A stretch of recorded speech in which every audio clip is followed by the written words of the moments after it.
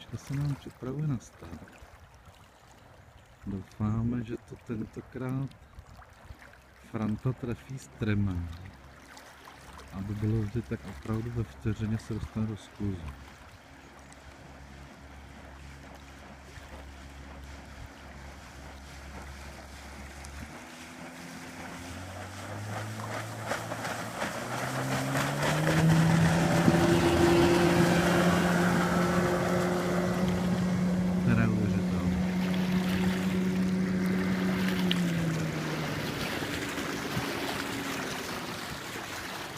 Ta loď si ani jednou nešploukne a je ve skluzu během půl vteřiny.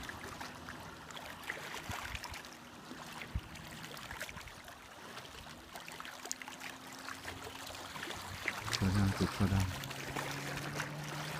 nová generace rybářských lodí. Úplně nejnovější techniky.